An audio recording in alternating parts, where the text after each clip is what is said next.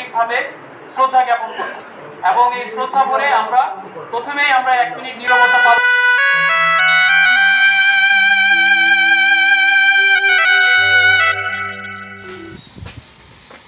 ছাত্র আন্দোলনের মুখে শেখ হাসিনা সরকারের পদত্যাগে বাংলাদেশ নতুন সরকার গঠনের পরই দেশে শান্তি ও আইনশৃঙ্খলা রক্ষায় বেনাপোল সর্বদলীয় বৈঠক অনুষ্ঠিত হয়েছে।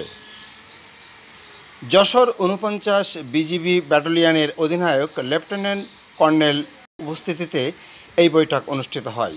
বেনাপোল পোর্ট থানা কনফারেন্স রুমে বৈঠকে বক্তব্য রাখেন উপজেলা বিএনপির সভাপতি খায়রুজ্জামান মধু, পৌর মেয়র নাসির উদ্দিন, কেন্দ্রীয় নেতা নুরুজ্জামান লিটন, পৌর বিএনপি পৌর সভাপতি নাজিম উদ্দিন, সাধারণ সম্পাদক আবু তাহের ভারত, ছাত্রনেতা মোহাম্মদ আকাশ, ট্রান্সপোর্ট মালিক সমিতির সভাপতি Atikuzzaman Sony, press club Benapole সাধারণ সম্পাদক বকুল মাহবুব, উপজেলা যুবদলের সভাপতি মুস্তাফিজুর সেলিম, জামাত নেতা আজিজুর রহমান, পৌর ছাত্রদল সভাপতি দীপু হাসান, ব্যবসায়ী নেতা আব্দুল লতিফ, শিক্ষক আব্দুল মান্নান, পূজা উদযাপন পরিষদ সাধারণ সম্পাদক উজ্জ্বল কুমার, সিএনডিএফ স্টাফ অ্যাসোসিয়েশনের সম্পাদক সাজেদুর রহমান সহ বিভিন্ন শ্রেণী পেশার মানুষ সবাই এলাকার শান্তি শৃঙ্খলা রক্ষায় সহযোগিতা করার আশ্বাস দেন। দলীয় নেতাকর্মীদের শান্ত থাকার আহ্বান জানানো হয়। পোর্ট থানার ওসি সুমন কুমার ভক্তের পরিচালনায় শৃঙ্খলা অনুষ্ঠানে উপস্থিত সবাইকে আইনশৃঙ্খলা রক্ষায় সহযোগিতার আহ্বান জানিয়ে সিও বক্তব্য দেন। সবার সহযোগিতার অনুরোধ করেন তিনি।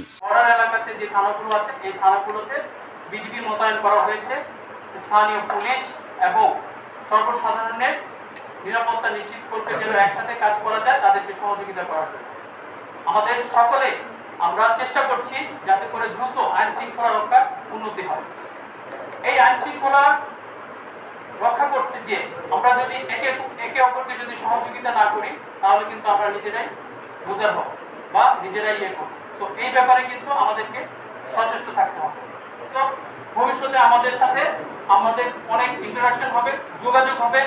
আমার বিশ্বাস আমাদের যে ছোটখাটো সমস্যা এবং ভুলভাল এগুলো করে আমরা সামনের দিকে এগিয়ে যাব।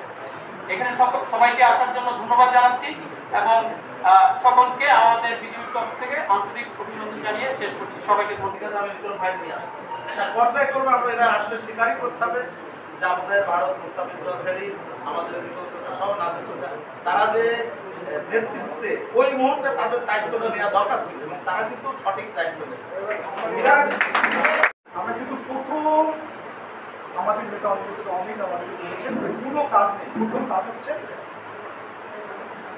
আমাদের বেনাপোলে পোর্ট থেকে চালু, এটা 2 দিনের ভিতর চালু করতে হবে। আমি কষ্ট পেয়েছি লতিফের কথা শুনে। লতিফ অনেক কিছু জানে না। লতিফ বলে গেলেন যে আমি অমুক অমুক অমুক থেকে আমরা আমি তোমার কথা বলি, এটা ইতিহাস। বেনাপোল এসেছে এই আইন শৃঙ্খলা কোনো বিঘ্ন না ঘটে, স্থিতিশীল থাকে, সেই জন্যই যে সকালে এসেছে।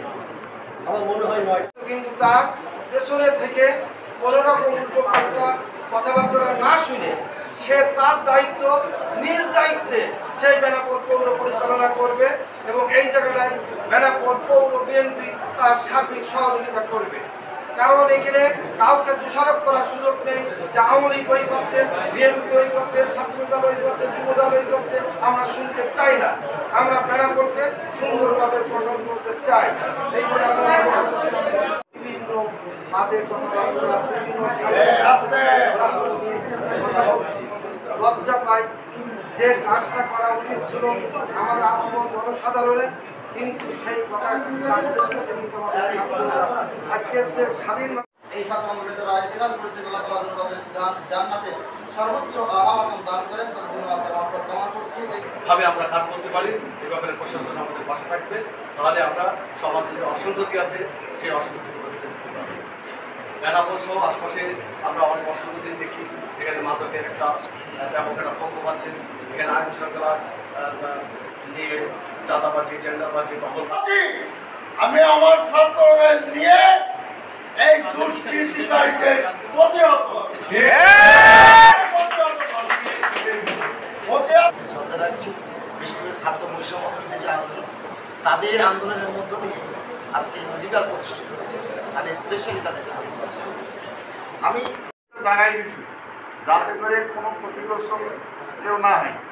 আমরা আমাদের ট্রান্সপোর্ট অ্যাসোসিয়েশনের পক্ষ থেকে যেখানে যা করণীয়, অনেকে মনে করতে পারে সবাই একসাথে কাজ করবো সেটার ব্যাপারে বলার জন্য, এবং কারো যদি সেই ব্যাপারে কোনো মতামত থাকে শুধুমাত্র সেই ব্যাপারে আমরা কথা বলবো।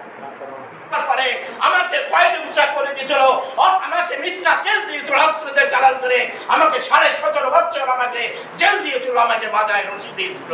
আমি ক্ষোভ, সেই ক্ষোভ কিন্তু আমি নিবারণ করে দিয়েছি, সেই ক্ষোভ আমি ফিরে দিয়েছি।